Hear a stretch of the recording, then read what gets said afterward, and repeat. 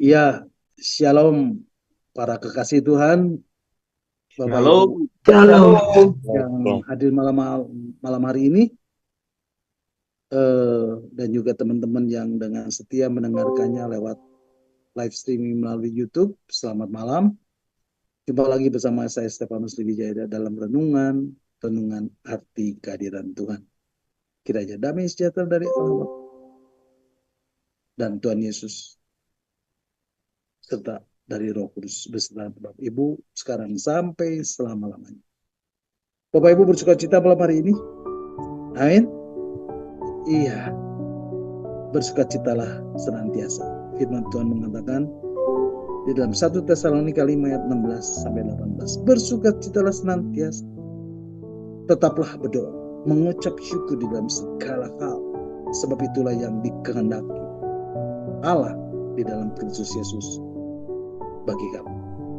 Bapak Ibu, malam hari ini kita merasakan lawatan Tuhan yang luar biasa lewat pujian yang sudah kita naikkan. Dan saya percaya ketika kita memuji Tuhan, Tuhan bertata di atas pujian umatnya. Amin. Dia ada di tengah-tengah kita saat ini. Berapa banyak yang merasakan Tuhan hadir di tengah-tengah kita. Beri lambaikan tangan buat Tuhan. Haleluya. Bapak Ibu, dimanapun Bapak Ibu berada, Roh Kudus, Roh Allah, Roh Tuhan hadir. Karena Roh Allah itu tidak bisa dibatasi oleh apapun juga. Oleh ruang dan waktu. Dia menembus segala dimensi ruang dan waktu. Saya percaya ketika saya dilawat Tuhan malam hari ini, saya percaya Roh Kudus yang sama juga akan melawat Bapak Ibu di tempat di mana Bapak Ibu berada. Amin. Nah Bapak Ibu, saya percaya ketika Bapak Ibu memilih untuk hadir malam hari ini di dalam Zoom meeting malam hari ini, percayalah sesuatu akan terjadi. Bapak Ibu akan mengalami terobosan di dalam kehidupan Bapak Ibu. Bapak Ibu akan mengalami lawatan Tuhan malam hari ini. Dan saya percaya dan saya berharap sesuatu terjadi malam hari ini. Dan jangan biarkan malam ini berlalu dengan biasa-biasa saja. Karena Tuhan yang kita sembah selalu bisa membuat sesuatu yang baru di dalam hidup kita. Amin. Kasih-Nya selalu baru setiap hari. Kasih-Nya seperti embun setiap pagi, yang turun setiap pagi, setiap hari, dan itu tidak pernah sama. Amin. Nah Bapak Ibu, malam hari ini kita akan kembali merenungkan bagian-bagian firman Tuhan tentang arti kehadiran Tuhan bagian yang ke-157. Dan Bapak Ibu bisa mendengarkan kembali renungan-renungan yang sudah saya sampaikan melalui link YouTube yang sudah Pak Hen share lewat WhatsApp Discipleship wilayah Barat dan wilayah Timur. Nah Bapak Ibu, malam hari ini kita akan kembali merenungkan dan membahas bagian-bagian firman Tuhan tentang arti kehadiran Tuhan bagian yang ke-157. Dan malam hari ini masih saya beri tema hidupku adalah penyembahan, dan ini adalah bagian yang ke-23. Bapak Ibu siap terima firman Tuhan malam hari ini? Berapa banyak yang siap diberkati oleh firman Tuhan malam hari ini? Katakan amin. Haleluya. Amin. Nah, Bapak Ibu, malam hari ini kita akan melanjutkan belajar tentang Roh Kudus lebih dalam lagi. Dan ini penting untuk Bapak Ibu ketahui. Ini penting untuk Bapak Ibu mengerti. Dan ini penting untuk Bapak Ibu pahami. Nah Bapak Ibu perhatikan, Roh Kudus ini adalah pribadi yang berkuasa. Dan kalau Bapak Ibu baca di dalam perjanjian lama, Roh Kudus ini terlibat di dalam penciptaan alam semesta. Roh Kudus itulah yang memberi kehidupan. Segumpal tanah bisa menjadi makhluk yang hidup, yang namanya manusia. Dan Roh Kudus terlibat di dalamnya. Bapak Ibu, Roh Kudus itu juga yang membuat Maria yang masih perawan itu menjadi hamil dan mengandung. Roh Kudus bisa memampukan Yesus menyembuhkan orang sakit, mengusir setan, membangkitkan orang mati, meredakan badai. Bahkan waktu Yesus mati, Roh Kuduslah yang membangkitkan Yesus dari kematian. Jadi pribadi Roh Kudus ini adalah pribadi yang luar biasa. Dan kita ini adalah bait Roh Kudus. Dan Roh Kudus itu diutus Tuhan untuk diam di dalam kita. selama-lamanya. Diam di dalam kita, menyertai kita selama-lamanya, dan menjadi pribadi yang dinamis dan penuh kuasa. Amin. Nah, Bapak Ibu, ketika Roh Kudus diam di dalam kita dan menyertai kita, Roh Kudus bekerja di dalam kita. Dan kalau Roh Kudus bekerja, dia bekerja keluar dan dia juga bekerja ke dalam, membentuk karakter kita menjadi semakin hari semakin serupa dengan gambaran anaknya, yaitu serupa seperti Kristus. Nah, Bapak Ibu, ketika Roh Kudus bekerja keluar, maka dia akan menghasilkan karunia untuk melayani. Dan Roh Kudus akan menjadi pribadi yang dinamis dan penuh kuasa. Amin. Nah, pertanyaannya, bagaimana caranya untuk mengaktifkan kuasa Roh Kudus dan urapan Roh Kudus yang ada di dalam kita? Dan ini merupakan hal yang sangat penting buat kita. Amin. Bapak Ibu perhatikan, ketika Tuhan Yesus masih berada di bumi, ketika Tuhan Yesus masih ada di dunia, Tuhan Yesus juga dipenuhi dengan kuasa Roh Kudus dan urapan Roh Kudus. Ketika Tuhan Yesus masih berada di dalam kandungan Maria, dia dipenuhi oleh Roh Kudus. Betul? Tuhan Yesus lahir oleh Roh Kudus. Kemudian ketika Yesus dibaptis, di dalam Injil Matius pasal 3 ayat 16 dikatakan, sesudah dibaptis, Yesus segera keluar dari air. Dan pada waktu itu juga langit terbuka dan ia melihat Roh Allah seperti burung merpati turun ke atasnya.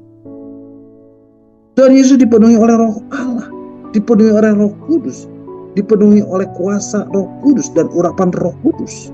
Amin. Ketika di dalam pelayanannya, Tuhan Yesus selalu dipenuhi dengan kuasa dan urapan Roh Kudus. Dan semua ini ditandai dengan tanda-tanda ajaib dan mujizat-mujizat yang heran. Dan hal ini dituliskan dengan jelas oleh Rasul Petrus di dalam surat Kisah Rasul pasal yang ke-10 ayat yang ke-38. Yaitu tentang Yesus dari Nazaret. Bagaimana Allah mengurapi dia dengan Roh Kudus dan kuat kuasa. Dia yang berjalan berkeliling sambil berbuat baik dan menyembuhkan semua orang yang dikuasai iblis, sebab Allah menyertai dia. Bapak Ibu, pengurapan Roh Kudus dan memiliki kuat kuasa Roh Kudus ini sangat penting dalam kehidupan kita. Karena musuh di dalam kehidupan ini adalah iblis. Firman Tuhan mengatakan, Yesus menyembuhkan semua orang yang dikuasai iblis. Bapak Ibu, Tuhan Yesus datang ke dunia selain untuk menebus kita dari dosa dan memberi kita hidup yang kekal. Tuhan Yesus juga datang ke dunia ini untuk menghancurkan kuasa dan kerajaan iblis. Amin.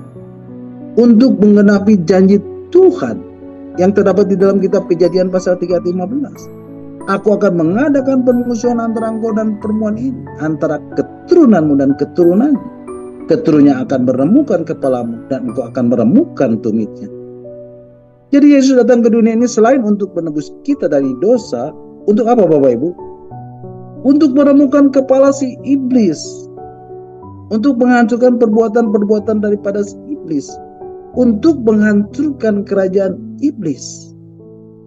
Bapak Ibu, pada waktu Tuhan Yesus datang ke dunia, Yesus datang dengan satu berita, bahwa kerajaan Allah sudah datang. Dan ketika kerajaan Allah sudah datang, maka kerajaan iblis dan segala perbuatannya dan semua roh-roh jahat harus menyingkir. Amin. Injil Matius pasal 4 ayat 17 mengatakan, sejak waktu itulah Yesus memberitakan, bertobatlah sebab kerajaan surga sudah dekat. Bertobatlah sebab kerajaan Allah sudah datang. Bahkan ketika Yesus mengajarkan doa kepada murid-muridnya di dalam doa Bapa kami, dikatakan apa Bapak Ibu? Datanglah kerajaan, jadilah kehendak-Mu. Jadi Bapak Ibu, datanglah kerajaan-Mu itu artinya pada waktu kerajaan Allah itu datang, kita harus tunduk kepada prinsip-prinsip daripada kerajaan Allah. Yang setuju katakan amin. Yang ngerti katakan amin. Jadi ketika kerajaan Allah datang, maka kerajaan iblis harus menyingkir. Segala pengaruh-pengaruh daripada iblis, pekerjaan-pekerjaan iblis harus menyingkir. Dan ini juga yang disaksikan oleh Rasul Petrus di dalam kisah Rasul pasal 10 ayat 38 tadi. Dan semua ini membutuhkan apa Bapak Ibu? pengurapan dari Roh Kudus dan kuat kuasa Roh Kudus. Makanya di ayat ini dikatakan bagaimana Allah mengurapi Yesus. Dengan apa Bapak Ibu? Dengan Roh Kudus dan dengan kuat kuasa Roh Kudus. Dan Yesus mau menyembuhkan semua orang yang dikuasai iblis. Amin. Nah Bapak Ibu, Alkitab berkata, kalau kita menerima kepenuhan Roh Kudus, kita dipenuhi Roh Kudus, kita dikuasai oleh Roh Kudus, maka ada dua hal yang akan kita dapatkan. Pertama, kita akan mendapatkan karunia Roh Kudus. Amin. Yang kedua adalah kita mendapatkan apa Bapak Ibu? Buah-buah Roh Kudus. Nah, karunia Roh Kudus ini untuk apa Bapak Ibu? Untuk membuat hidup kita lebih efektif, bisa berbuah dan berhasil dan berguna. Itu karunia. Jadi Bapak Ibu, karunia itu gift. Karunia itu pemberian dan bukan prestasi. Itu pemberian. Bahkan pemberian cuma-cuma. Nah Bapak Ibu, malam hari ini kita akan sedikit lebih mendalami tentang karunia ini. Dan saya mau mengatakannya sebagai bahasa karunia atau bahasa kasih Tuhan. Bapak Ibu, minggu yang lalu kita sudah membahas firman Tuhan tentang karunia Roh Kudus yang terdapat di dalam surat 1 Korintus pasal 14 ayat 1 dan 2. Dan malam hari ini kita akan membahas tentang karunia ini di dalam surat 1 Korintus pasal 12 ayat 1 sampai 11. Nah Bapak Ibu, ketika kita percaya dan menerima Tuhan Yesus sebagai juru selamat di dalam hidup kita, kita memperoleh jaminan untuk memiliki hidup yang kekal. Amin. Itulah berkat pertama yang kita peroleh dari Bapa. Kita diselamatkan dan memiliki kehidupan yang kekal di surga.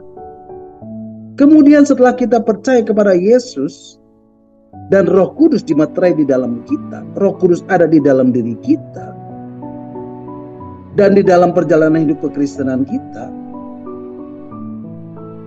setiap kita orang-orang percaya, orang-orang Kristen, anak-anak Tuhan, murid-murid Yesus, kita pun perlu mengalami pengalaman-pengalaman supranatural dengan Roh Kudus. Dan ini dinamakan berkat yang kedua yang dijanjikan Bapa buat kita sebagai orang percaya, yaitu baptisan Roh Kudus. Karena ternyata ada sebuah dimensi lain, dan itu ada hubungannya dengan bagaimana kita bergerak dengan karunia Roh Kudus. Yang setuju katakan amin. Nah Bapak Ibu perhatikan, pada waktu murid-murid Yesus melihat kebangkitan Yesus, dan mereka percaya dengan apa yang sudah Yesus katakan sebelumnya. Dengan mereka mempercayai kebangkitan Yesus dan mempercayai bahwa Yesus adalah Tuhan dan mereka diselamatkan, saya percaya ada Roh Kudus di dalam diri mereka. Amin. Tapi mengapa Tuhan Yesus meminta mereka untuk tidak meninggalkan Yerusalem? Mari Bapak Ibu kita akan membacanya di dalam Injil Lukas pasal 24 ayat 49. Injil Lukas pasal 24 ayat 49. Firman Tuhan mengatakan, ya, Injil Lukas 24 ayat 49. Firman Tuhan mengatakan, dan aku akan mengirim, Lukas pasal 24 ayat 49. Ya, saya bacakan. Lukas pasal 24 ayat 49. Dan aku akan mengirim kepadamu apa yang dijanjikan Bapakku. Tetapi kamu harus tinggal di dalam kota ini sampai kamu diperlengkapi dengan kekuasaan dari tempat tinggi. Kemudian di dalam surat Kisah Rasul pasal 1 ayat 4 dan 5, surat Kisah Rasul pasal 1 ayat 4 dan 5, firman Tuhan mengatakan, pada suatu hari ketika ia makan bersama-sama dengan mereka, ia melarang mereka untuk meninggalkan Yerusalem, dan menyuruh mereka tinggal di situ menantikan janji Bapa.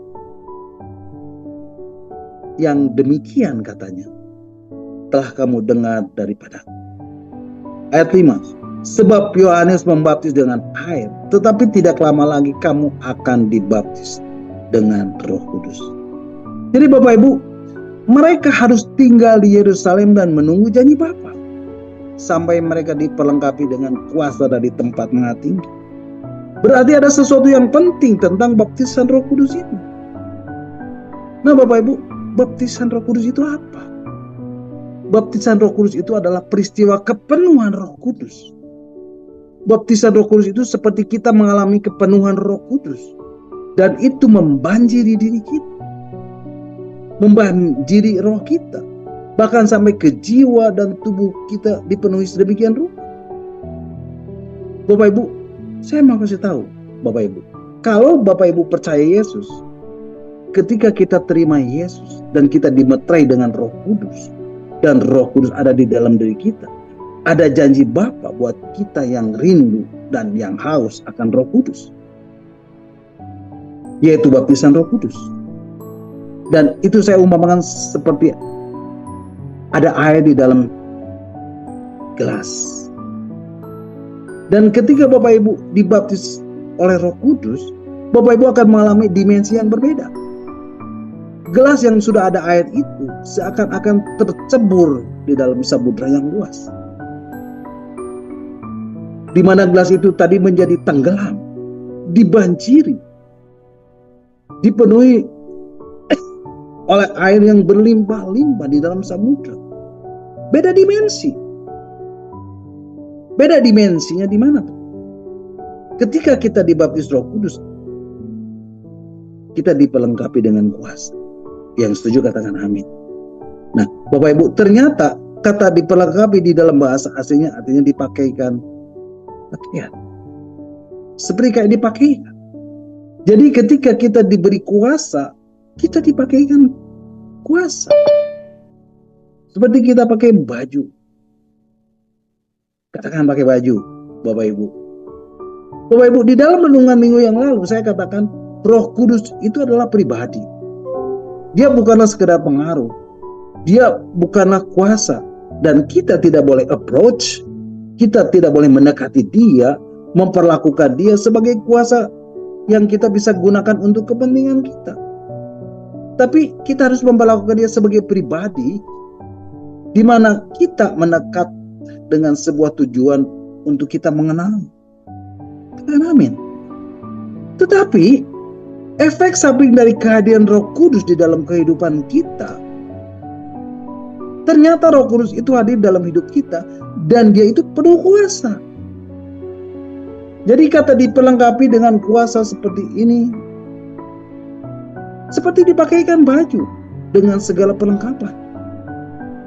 Nah Bapak Ibu, pernahkah Bapak Ibu melihat seorang teknisi, misal teknisi dari Telkom, ketika dia bertugas, apa yang dia pakai Bapak Ibu? Dia memakai baju lengkap dengan perkakas-perkakas, bukan? Nah, itulah karunia Roh Kudus. Amin. Perkakas itulah karunia. Sebagai contoh, tukang kayu, perkakasnya apa Bapak Ibu?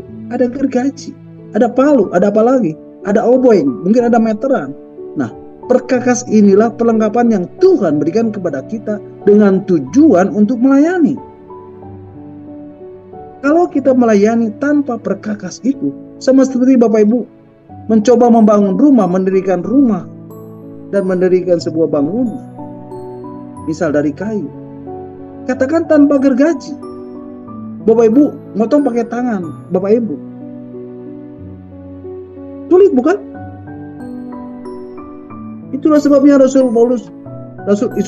Rasul-Rasul disuruh menunggu sampai mereka dilengkapi atau dipakaikan perkakas. Dan ketika mereka dipenuhi Roh Kudus, mereka itu secara langsung mereka juga dipakaikan perkakas.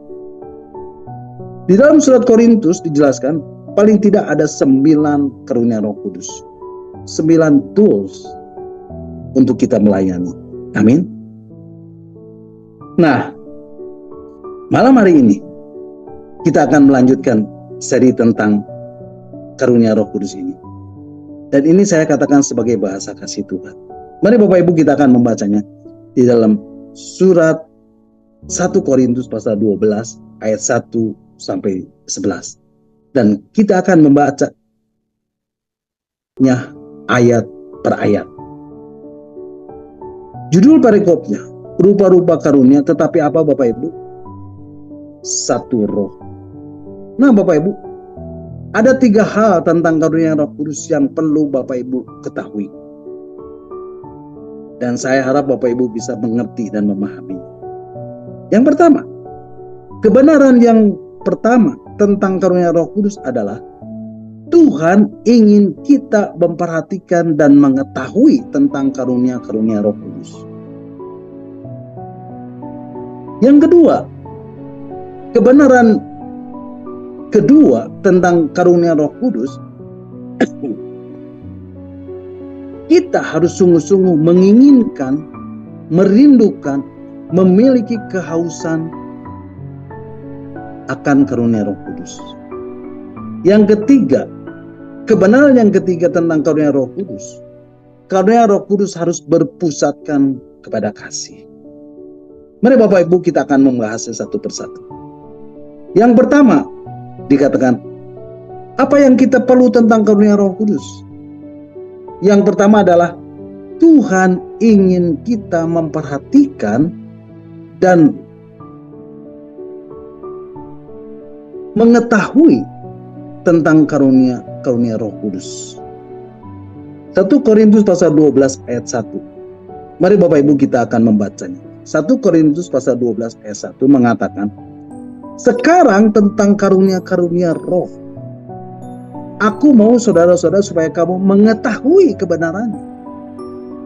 Di dalam terjemahan bahasa Inggrisnya, terjemahan American Standard Bible, dikatakan 1 Corinthians 12 verse 1,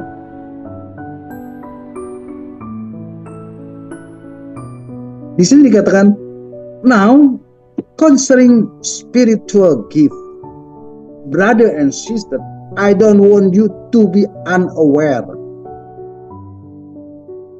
Sekarang tentang karunia-karunia roh, saudara-saudara, aku tidak mau engkau tidak sadar.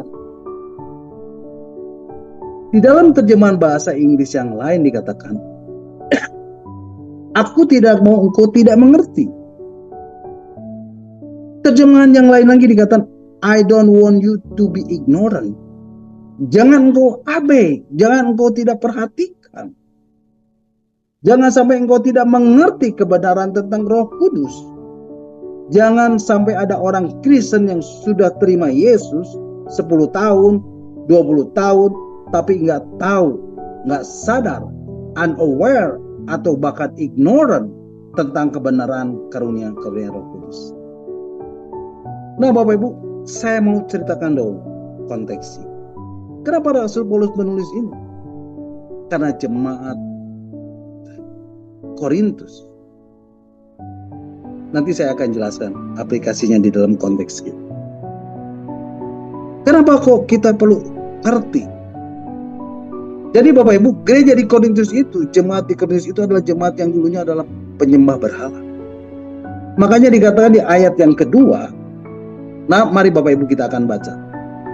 Ayat yang kedua, 1 Korintus 12 ayat 2. Kamu tahu bahwa pada waktu kamu masih belum mengenal Allah, kamu tanpa berpikir ditarik kepada berhala-berhala yang bisu. Firman Tuhan mengatakan apa? Kamu tahu bahwa pada waktu kamu masih belum mengenal Allah, kamu tanpa berpikir ditarik kepada berhala-berhala yang bisu. Jadi Bapak Ibu, jemaat di Korintus ini dulunya adalah para penyembah berhala. Sebelum mereka mengenal Kristus. Nah, lalu apa yang terjadi ketika jemaat Kristus itu terbentuk? Ternyata jemaat ini adalah jemaat yang spiritualnya penuh dengan Roh Kudus dan penuh dengan pengalaman-pengalaman manifestasi supranatural di dalam gereja. Salah satunya yang paling mencolok adalah karunia berbahasa roh. Makanya di dalam 1 Korintus 14 ayat yang kedua, pasal yang setelah ini, Rasul Paulus banyak ngomong tentang karunia berbahasa roh dan menasihati mereka supaya mereka juga mengejar karunia bernubuat. Kenapa? Karena pada waktu itu manifestasinya begitu luar biasa. Terjadi penekanan yang berlebihan karena mereka adalah jemaat yang dulunya penyembah berhala. Tapi waktu karunia Roh Kudus itu bergerak, banyak yang tidak tertib dan bahkan terjadi penekanan penggunaan atau penyalahgunaan karunia berbahasa. Yang mana karunia bahasa roh itu dijadikan ajang untuk siapa yang paling rohani, dijadikan ajang untuk pamer. Jadi kalau ada orang yang nggak bisa berbahasa, itu dianggap, oh kamu ini nggak cool, kamu ini nggak keren, kamu ini nggak rohani. Makanya Rasul Paulus menertibkan mereka. Tapi Bapak Ibu yang harus kita tahu konteksnya, gereja Korintus adalah gereja yang beroperasi dalam karunia Roh Kudus. Yang setuju katakan amin. Lalu kenapa kok Rasul Paulus berkata tentang kamu dulu tanpa berpikir ditarik kepada berhala bisu? Rupa-rupanya cara mereka memandang dunia spiritual atau dunia roh itu banyak dipengaruhi oleh mitologi kepercayaan mereka yang lama. Bapak Ibu harus tahu, jemaat Korintus itu sangat dipengaruhi oleh yang namanya mitologi Yunani. Nah, mereka itu percaya kepada banyak Tuhan atau banyak dewa. Satu orang bisa memiliki beberapa dewa. Satu orang bisa menyembah beberapa dewa. Yang kita tahu di dalam mitologi Yunani, apa Bapak Ibu misalnya? Ada dewa Zeus, ada dewa kesuburan, ada apa lagi? Ada dewa perang, ada dewa macam-macam. Lalu apa yang terjadi? Mari Bapak Ibu kita baca di ayat yang ketiga. 1 Korintus 12 ayat 3 mengatakan, karena itu aku meyakinkan kamu bahwa tidak ada seorang pun yang berkata-kata oleh Roh Allah dapat berkata, terkutuklah Yesus. Dan tidak ada seorang pun yang dapat mengaku Yesus adalah Tuhan selain oleh Roh Kudus. Bapak Ibu, Rasul Paulus berkata seperti ini karena pada zaman itu mereka percaya dengan banyak dewa, sehingga kalau ada seorang itu beroperasi dengan karunia Roh Kudus tertentu atau beroperasi dengan kuasa Roh Kudus, mereka itu percaya, oh pasti karena ada satu dewa, pasti karena ada dewa itu. Sementara kita di dalam Roh Kudus, di dalam Kristus, semua karunia itu berasal dari Roh Kudus. Dan dikatakan tidak mungkin kita bisa mengaku Yesus adalah Tuhan selain dari Roh Kudus. Yang setuju katakan apa? Kemudian di ayat selanjutnya, ayat 4, 5, dan 6 dikatakan, Bapak Ibu perhatikan, ayat 4. Ada rupa-rupa karunia, tetapi satu roh. Dan ada rupa-rupa pelayanan, tetapi satu Tuhan. Ayat 6.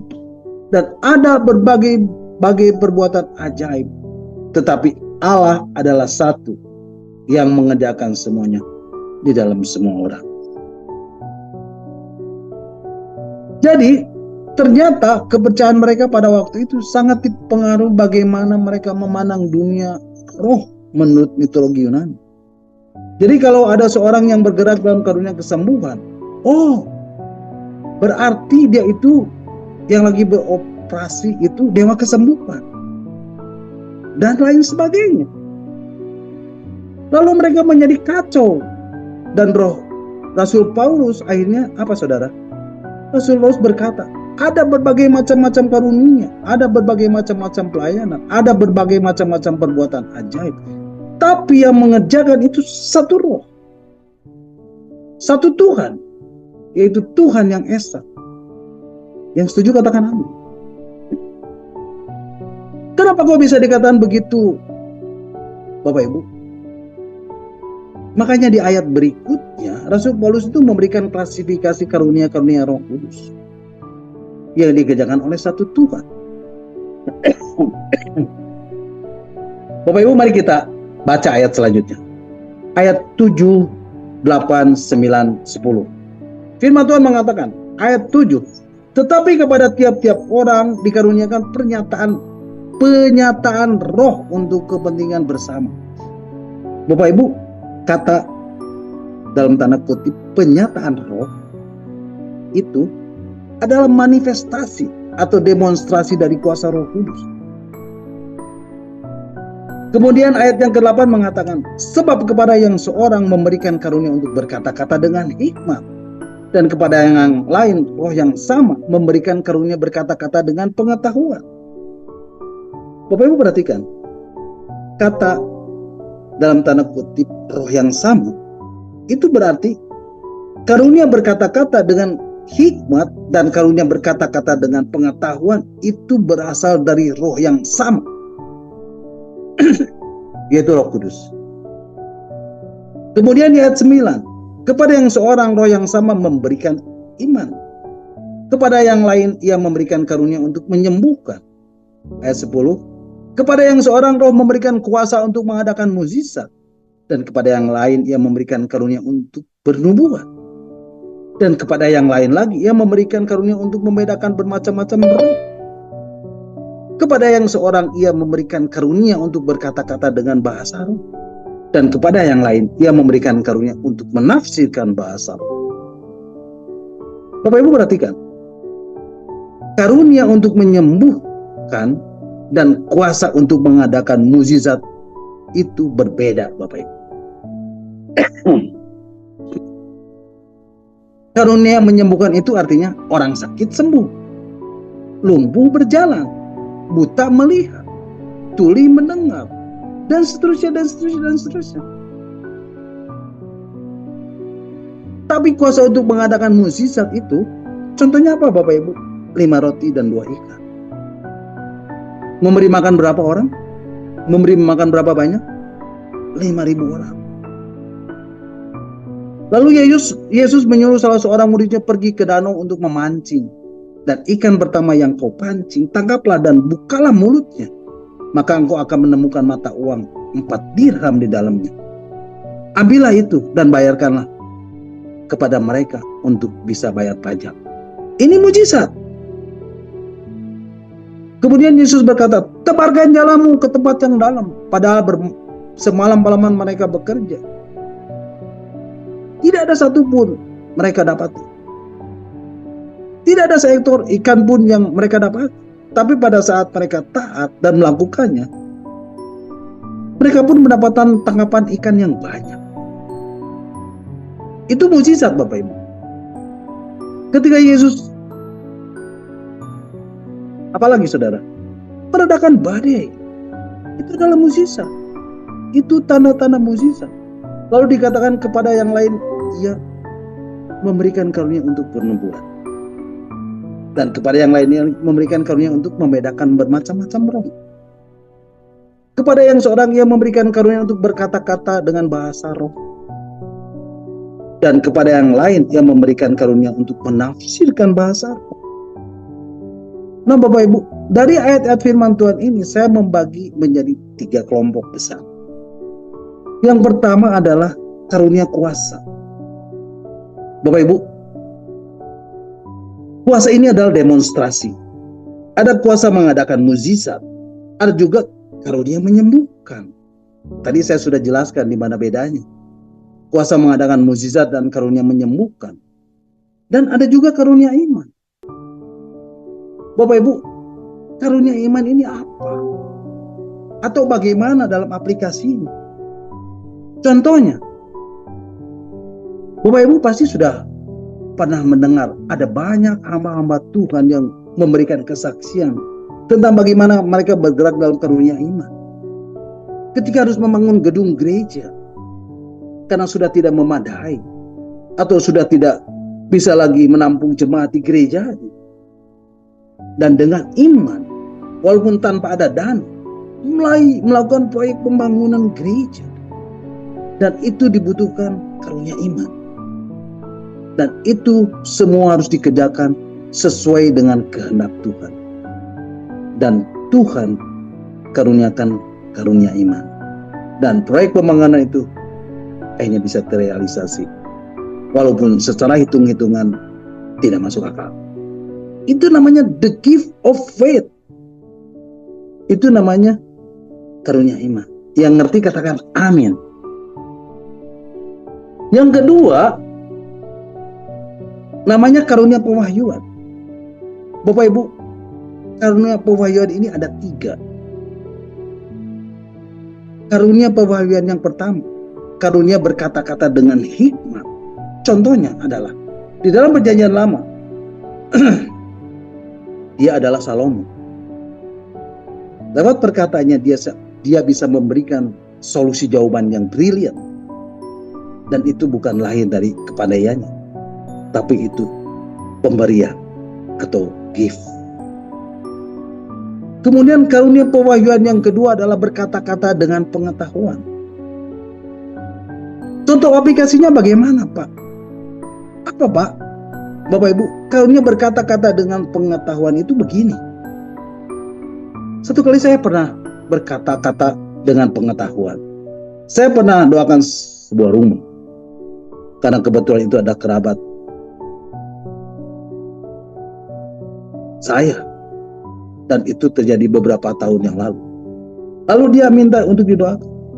Kata saya sih, kok sering ada gangguan. Padahal dia dari keluarga Kristen.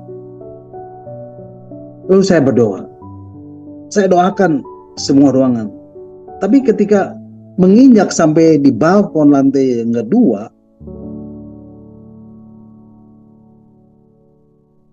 tiba-tiba seperti ada seret, seperti kayak gitu. Saya melihat ada penyembahan berhala. Loh, kok aneh? Ini keluarga Kristen, tapi masih menyembah berhala. Lalu saya tanya pelan-pelan, dan harus dengan sopan. Dan saya mulai bertanya, Pak, mungkin ada keluarga di sini yang masih menyembah berhala? Dan dia jawab, loh, kok tahu? Dan biasanya sembahyang di balkon, di lantai 2. Betul? Dan itu saya dapat penglihatan. Itu namanya berkata-kata dengan pengetahuan. Sesuatu yang menurut akal tidak tahu. Tiba-tiba Tuhan beritahu. Selanjutnya, karunia pewahyuan yang ketiga adalah karunia perkataan. Bapak Ibu, karunia perkataan ini adalah berkata-kata dengan bahasa roh. Menafsirkan bahasa roh dan bernubuat. Bapak Ibu, karunia perkataan ini adalah berkata-kata dengan bahasa roh.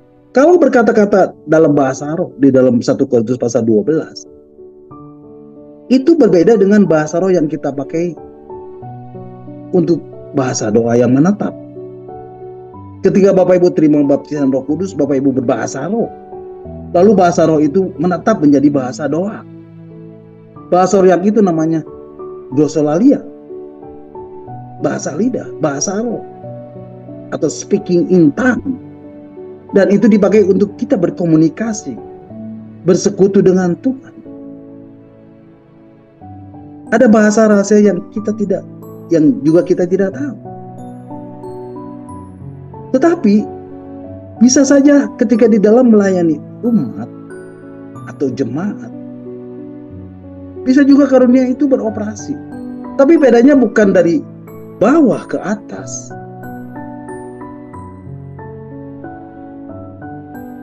tapi dari atas ke bawah. Mau memberikan pesan untuk membangun jemaat. Nah, biasanya karunia bahasa ini akan menjadi berguna kalau didampingi dengan karunia menafsirkan bahasa roh. Nah, orang yang berbahasa roh ini bisa minta hikmat dan minta Tuhan untuk diberikan penafsirannya. Bukan terjemahan, tapi penafsiran. Karunia perkataan yang ketiga adalah bernubuat. Gampangnya begini. Bahasa roh dengan karunia menafsirkan, kalau digabung, itulah bernubuat. Nah, bernubuat itu juga ada dua jenis. Ada foretelling, bisa menyampaikan hal-hal tertentu dari Roh Kudus. Dan menunjukkan tentang sesuatu di masa depan. Di dalam orang itu. Atau foretelling, menyampaikan sesuatu, pewahyuan tentang orang itu. Sesuatu yang tersembunyi. Sesuatu yang orang itu perlu disingkapkan. Bapak Ibu, aplikasinya buat kita. Ingat poin yang pertama. Tuhan ingin kita mengetahui, jangan sampai Bapak Ibu tidak sadar tentang kebenaran karunia Roh Kudus. Tuhan ingin kita jangan sampai tidak tahu atau bahkan ignoran, abai terhadap kebenaran ini. Aplikasinya begini. Kalau ada Bapak Ibu sudah terima Yesus Kristus, berarti ada Roh Kudus di dalam diri Bapak Ibu. Berarti semua orang yang sudah percaya kepada Yesus itu bisa memanifestasikan karunia Roh Kudus tersebut. Kenapa? Karena satu Roh Kudus itu mengerjakan semua karunia. Berarti, since the Holy Spirit is inside us, we can also manifest all those gifts.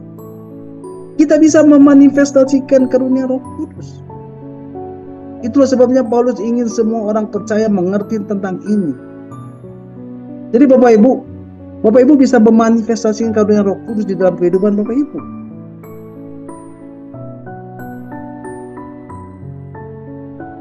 Bapak Ibu paham sampai di sini? Nah, untuk bisa dengan benar Bapak Ibu perlu bergantung dan belajar. Bapak Ibu perlu melatih diri, bergaul dengan Roh Kudus dan intim dengan Roh Kudus. Bapak Ibu perlu mengenal Roh Kudus.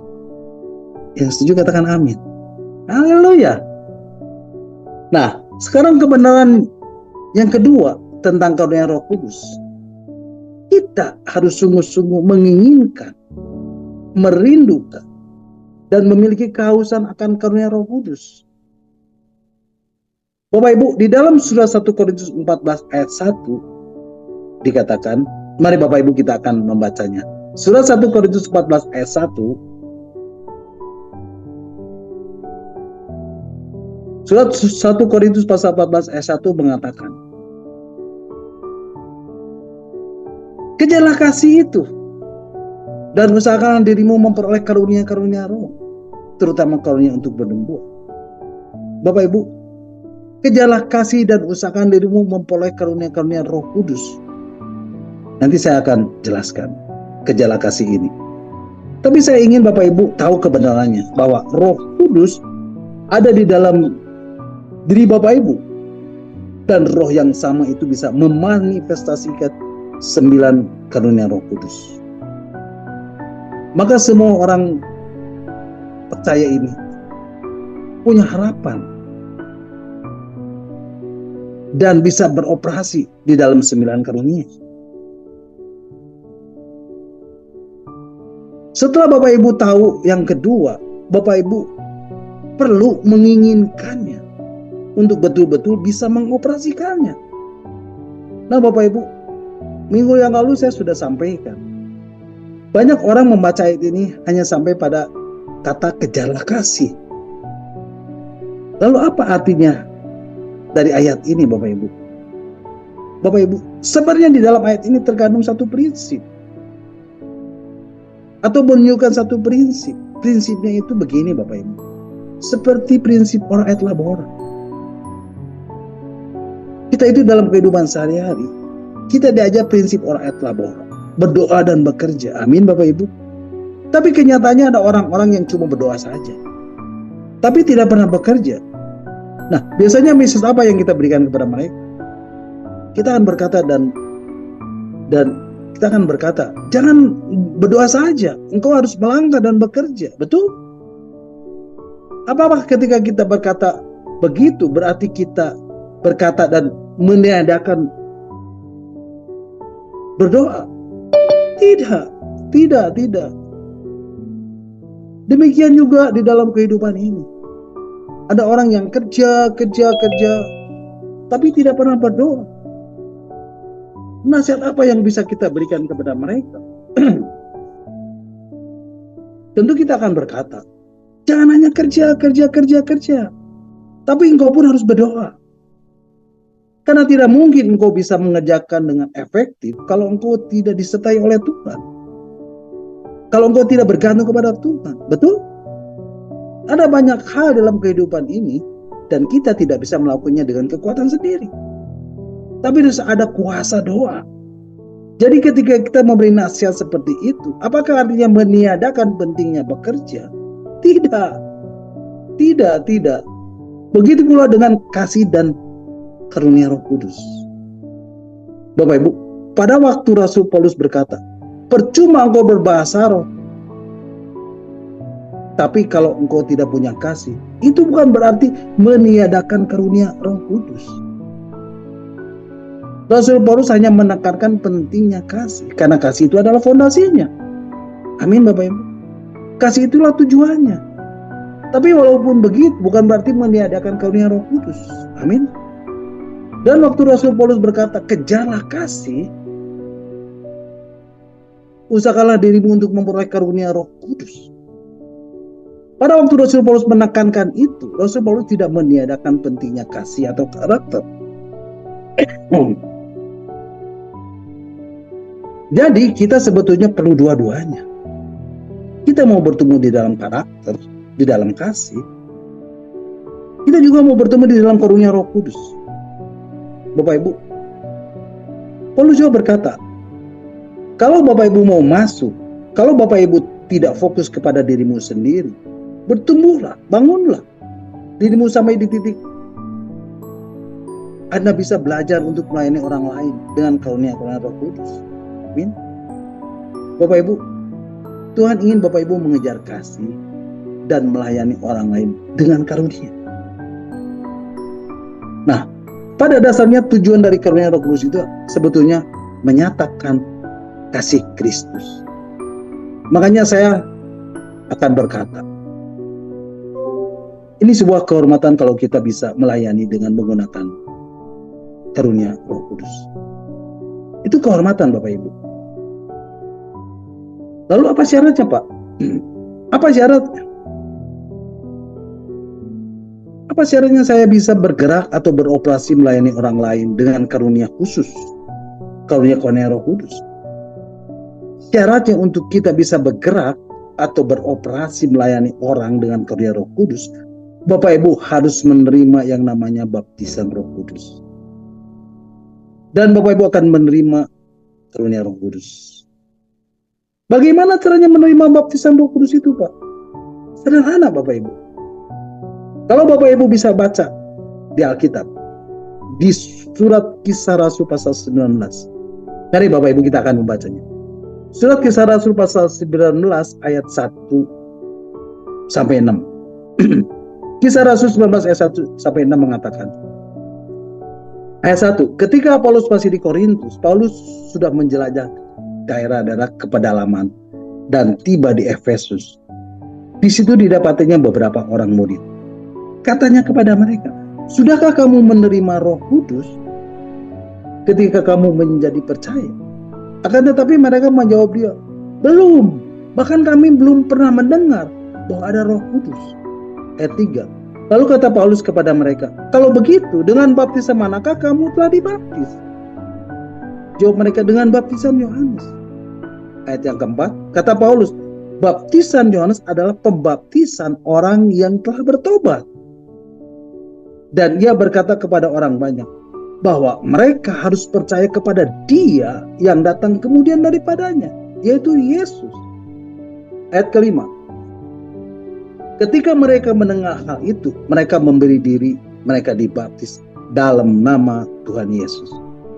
Ayat ke-6, dan ketika Paulus menumpangkan tangan di atas mereka, turunlah Roh Kudus ke atas mereka, dan mulailah mereka berkata-kata dalam bahasa roh dan bernubuat. Jadi Bapak Ibu, sesimpel itu, semudah itu untuk menerima baptisan Roh Kudus itu Bapak Ibu. Syaratnya hanya mau dibaptis di dalam nama Tuhan Yesus.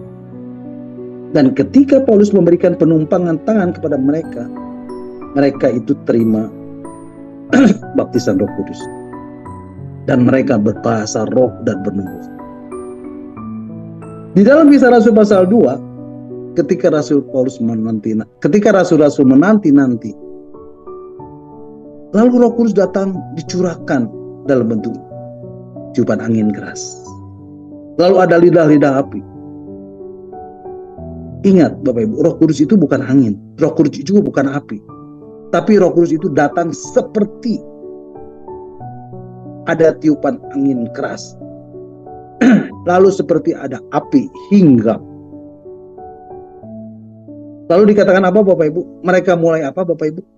Mereka mulai berkata-kata dengan bahasa-bahasa baru. Dan Roh Kudus dimatrai di dalam diri mereka. Amin. Dan ketika Roh Kudus ada di dalam diri mereka, Roh Kudus membawa semua karunia itu. Dialah sumbernya, generatornya, atau sumber kuasanya. Dialah sumber atau pemilik dari karunia-karunia Roh Kudus. Pada waktu Bapak Ibu lahir baru, Roh Kudus ada di dalam diri Bapak Ibu. Dan kalau Roh Kudus ada di dalam diri Bapak Ibu, berarti Roh Kudus itu juga membawa 9 karunia Roh Kudus di dalam diri Bapak Ibu. Amin. Tapi kapan itu teraktivasi? Yaitu ketika Bapak Ibu mengalami pengalaman atau the second bless. Berkat yang kedua, setelah Bapak Ibu diselamatkan, yaitu ketika Bapak Ibu membuka diri dan Bapak Ibu mengalami pengalaman baptisan Roh Kudus. Itulah sebabnya salah satu tandanya adalah terbukalah. Jadi ketika Bapak Ibu menerima keselamatan lalu ditambahkan dengan menerima baptisan Roh Kudus, itu sepertinya membuka saluran untuk karunia-karunia Roh Kudus itu mengalir atau beroperasi. Makanya tanda pertama yang kelihatan ketika seorang dipenuhi Roh Kudus adalah berbahasa lidah, berbahasa roh. Makanya penting sekali untuk Bapak Ibu mengalami baptisan Roh Kudus. Amin. Tapi tujuan Bapak Ibu dibaptis Roh Kudus bukan sekedar untuk bisa menyalurkan karunia Roh Kudus. Amin. Tapi tujuan Bapak Ibu dibaptis Roh Kudus supaya Bapak Ibu berkemenangan di dalam kehidupan kekristenan. Dan yang kedua, Bapak Ibu menjadi saksi. Dan baru yang ketiga, Bapak Ibu menyalurkan karunia-karunia atau kuasa Roh Kudus, urapan Roh Kudus untuk melayani orang lain. Dan dari situ kita bisa tahu kapan sih karunia Roh Kudus itu bisa teraktivasi. Kapan bisa punya saluran untuk Bapak Ibu bisa beroperasi di dalamnya. Yaitu ketika Bapak Ibu menerima baptisan Roh Kudus dalam hidup Bapak Ibu. Amin. Nah, kata usahakanlah dirimu di dalam bahasa Inggrisnya memakai kata desire. Arti desire itu artinya inginkan, rindukan. Dan itu pemberian dari Tuhan. Karena Roh Kudus itu bukanlah upah, tapi pemberian. Karena Roh Kudus itu bukan upah. Karena Bapak Ibu bukan upah karena Bapak Ibu mencapai kedewasaan tertentu atau mencapai kerohanian tertentu, maka Tuhan memberikan upah berupa karunia. Bukan itu. Karunia itu gratis. Bapak Ibu tidak bisa bekerja untuk mendapatkan karunia. Karunia itu pemberian. Amin. Nah, kalau itu adalah pemberian, maka satu-satunya cara untuk Bapak Ibu bisa menerimanya adalah dengan cara Bapak Ibu menginginkan, merindukannya, dan memintanya. Makanya dikatakan usahakanlah dirimu. Dan itu memakai kata desire. Jadi kalau Bapak Ibu mau terima baptisan Roh Kudus, yang pertama Bapak Ibu harus percaya. Yang kedua Bapak Ibu harus menginginkannya, merindukannya. Katakan amin. Bapak Ibu harus mencarinya, menginginkannya. Bapak Ibu harus merindukannya. Aku mau Tuhan. Karena untuk orang yang haus, di situ Roh Kudus akan bekerja. Makanya kalau ditanya apakah semua orang Kristen harus dibaptis Roh Kudus dengan tanah berbahasa, jawabannya tidak harus. Karena itu tidak mempengaruhi keselamatan Bapak Ibu. Tidak berbahasa roh pun Bapak Ibu tetap masuk surga. Kalau Bapak Ibu percaya kepada Yesus sebagai Tuhan dan Juru Selamat, amin. Tapi Bapak Ibu akan kehilangan berkat itu karena Roh Kudus tidak akan pernah memaksa Bapak Ibu. Karena itu janji Bapak. Dan itu hanya diberikan kepada mereka yang memintanya dan menginginkannya dan merindukannya. Jadi baptisan Roh Kudus itu bukan keharusan, tapi kehausan. Barang siapa haus, biasanya akan gampang menerimanya. Tapi kalau sejak awal Bapak Ibu sudah tendensius, sudah berpikir negatif, karena mungkin ketidaktahuan Bapak Ibu. Yang kedua mungkin karena di masa-masa lalu pernah meremehkan, atau pernah diajar sesuatu yang salah, bahwa baptisan Roh Kudus itu salah, sesat, dan sebagainya. Atau yang ketiga karena trauma. Bapak Ibu punya teman orang karismatik, dulunya berbahasa roh, tapi hidupnya tidak benar. Utang sana, utang sini, dan tidak bayar. Sehingga menjadi batu sandungan dan Bapak Ibu tidak memperoleh baptisan Roh Kudus. Malam hari ini datang dan minta ampun dan undang Roh Kudus untuk membaptis Bapak Ibu. Jadi Bapak Ibu, kunci untuk menerima baptisan Roh Kudus dengan tanah berbahasa roh itu adalah meminta dan merindukan. Amin.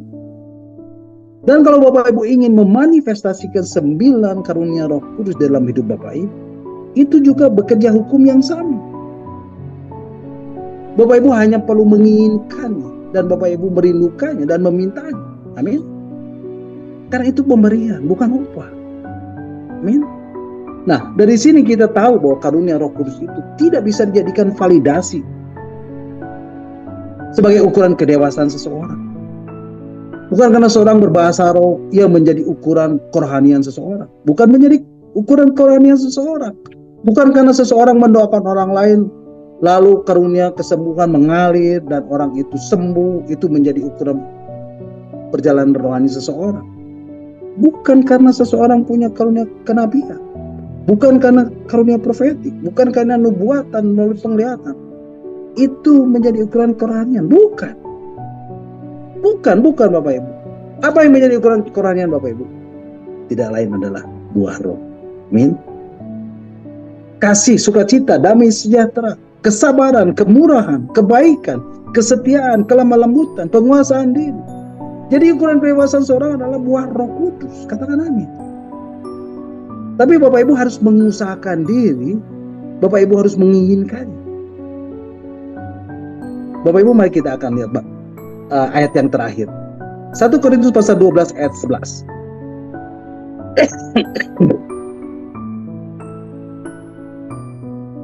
Surat 1 Korintus pasal 12 ayat 11.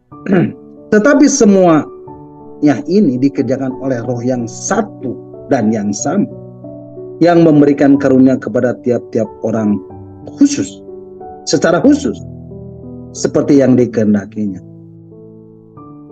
Bapak Ibu, saya bacakan versi bahasa Inggrisnya. Mungkin bisa ditayangkan, admin. 1 Corinthians 12 verse 11, New American Standard Bible, ayat yang ke-11. Ya, boleh ditayangkan, admin.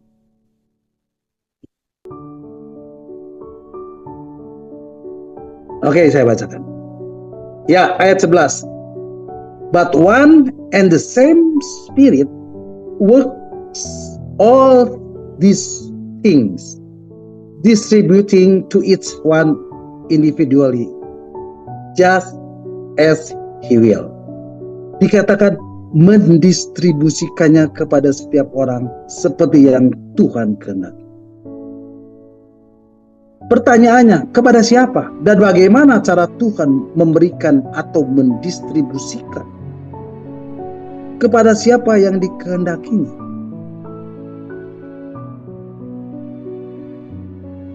Yaitu kepada orang-orang yang meminta dan merindukannya. Amin. Jadi kalau Bapak Ibu rindu, hati Bapak Ibu tulus untuk melayani jiwa-jiwa, untuk melayani orang, Bapak Ibu pasti diperlengkapi dengan karunia Roh Kudus. Dan Bapak Ibu bisa beroperasi di dalamnya. Dan Bapak Ibu bisa menjalankan pelayanan itu jauh lebih efektif. Karena Bapak Ibu tidak hanya mengandalkan kekuatan Bapak Ibu, tapi ada karunia yang menyertai Bapak Ibu. Dan semua itu dimulai dari apa?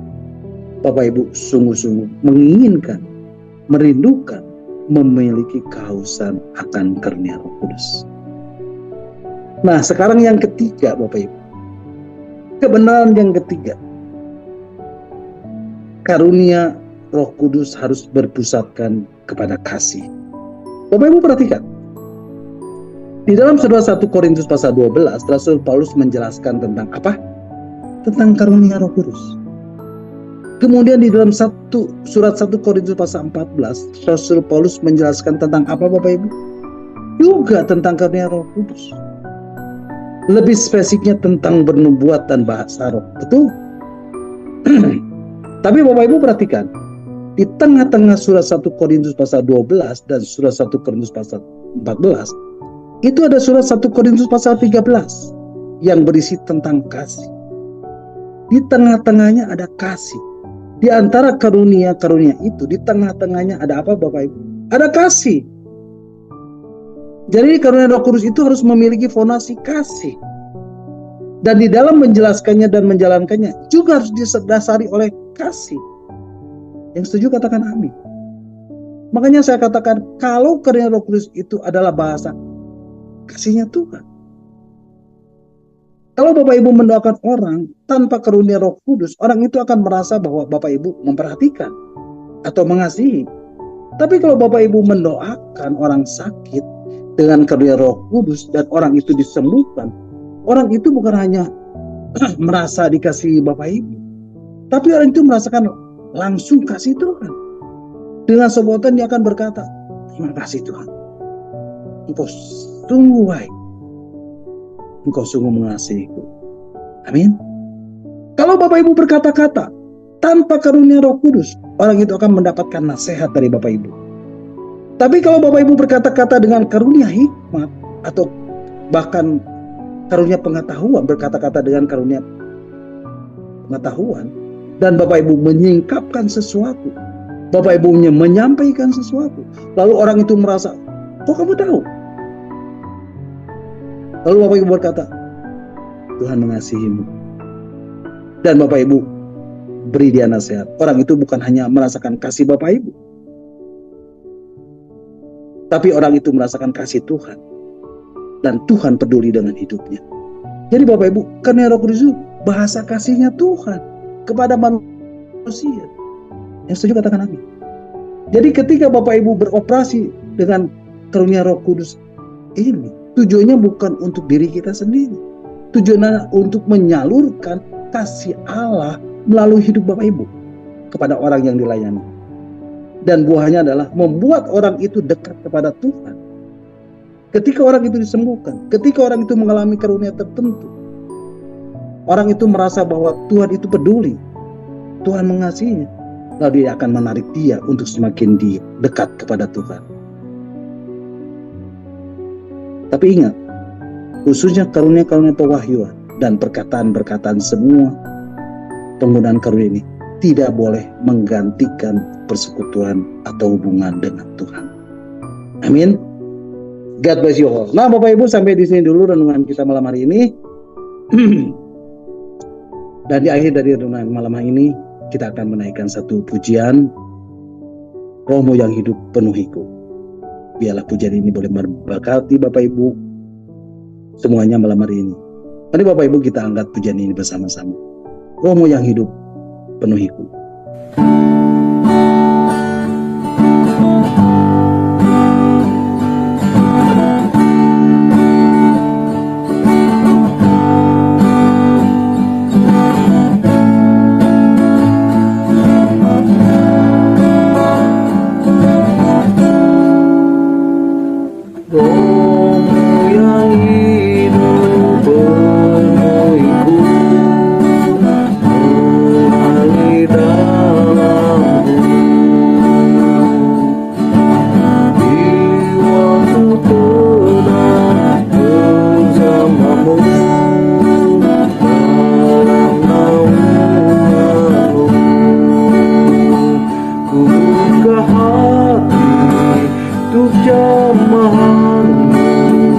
Berserah penuh di hadirat-Mu, Kau ambil alih seluruh hidupku, di atas-Mu menyembah-Mu.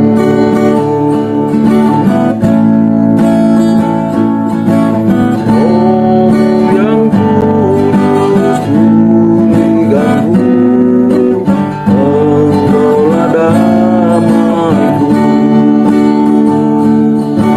Ku hidup oleh anugerah-Mu yang menyertaiku,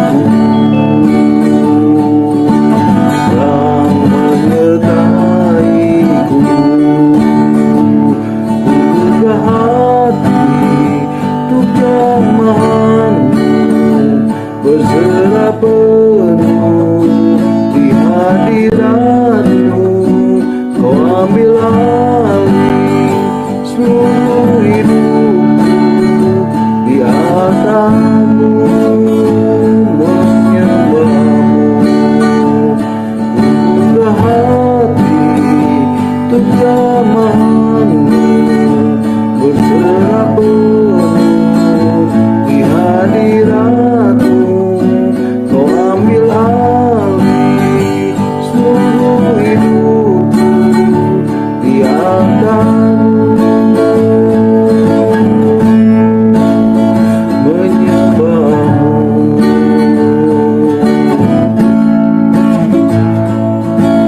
Oh yang hidup penuhiku, mengalir tanganku, di waktu tenang bersama-Mu, dalam naungan-Mu. Oh yang kudus pulihkanku, Engkaulah damaiku. Hidup oleh anugerah-Mu yang menyertaiku. Roh yang hidup penuhiku, datang urapiku. Siap terima kuasa-Mu, hidupku bagimu. Ku buka hati untuk jamahan-Mu, berserah penuh di hadirat-Mu, Kau ambil alih seluruh hidupku, di atas-Mu menyembah-Mu. Ku buka hati untuk jamahan-Mu, berserah penuh di hadirat-Mu, Kau ambil alih seluruh hidupku, di atas-Mu menyembah-Mu, di atas-Mu menyembah-Mu, di atas-Mu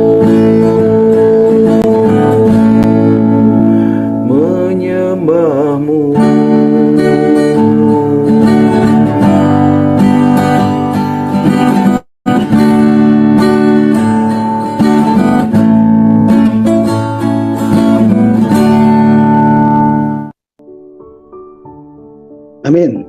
Haleluya. Terpujilah Tuhan. Nah, Bapak Ibu, sampai di sini dulu renungan kita malam hari ini.